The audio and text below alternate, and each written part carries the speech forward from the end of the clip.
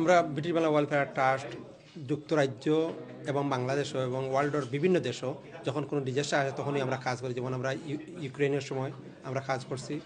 আমরা দেখছেন আপনার ফুললি লরি আমরা পাঠাইছি এদেশ থেকে। কুইন মারা যাওয়ার পরে আমরা 4 ডেজ আমরা রাত্রিবেলা হট এবং কোল্ড ফুড আমরা সার্ভিস করছি। রেজার কন্ডিশনের সময় আমরা স্ট্রিটের মধ্যে আমরা খানি সার্ভ করছি এবং ঠান্ডার সময় আমরা হোমলেস মানুষদের ব্ল্যাঙ্কেট এবং হট ফুড আমরা সার্ভিস করে থাকি। আমরা গত বছর ইস্টার্ন মসজিদে এসেছিলাম আমরা একটা ফান্ড রাইজ করার জন্য। আসার পরে যে দেখলাম ইস্টার্ন মসজিদের যে ভলেন্টিয়াররা প্রতিদিন 6,000 মানুষকে সার্ভ করেন ওনারা। তো ওনাদেরকে রিকগনাইজ করার জন্য আজকে আমরা ইস্টার্ন মসজিদে এলএমসির মধ্যে আমরা একটা প্রোগ্রাম করেছি যে ওনাদেরকে রিকগনাইজ দেওয়ার জন্য। আমি ইস্টার্ন মসজিদের কমিটির সবাইকে আমি ধন্যবাদ এবং কৃতজ্ঞতা জানাই ব্রিটিশ বাংলা ওয়েলফেয়ার ট্রাস্টের পক্ষ থেকে আমাদেরকে এই সুযোগ করে দেওয়ার জন্য, এবং যারা জার্নালিস্ট যারা আসছেন সবাইকে আমাদের ব্রিটিশ বাংলা ওয়েলফেয়ার ট্রাস্টের পক্ষ থেকে ধন্যবাদ জানাচ্ছি।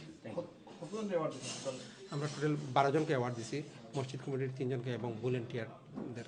এগুলো ক্যাটাগরিগুলো কোনো ক্যাটাগরি আছে নাকি?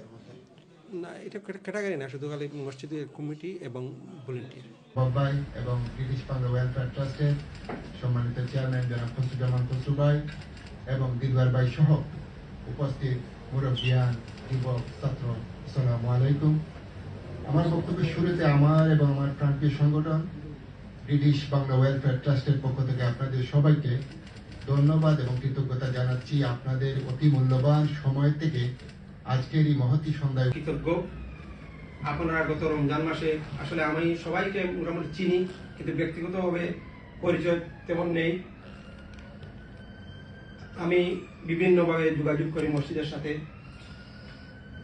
দেলোয়ার ভাইয়ের সাথে আমার ফোনে কয়েকবার আলাপ হয়েছে। দেলোয়ার ভাই আমাকে মসজিদে ফান্ডরাইজ করার জন্য সুযোগ দিয়েছিলেন।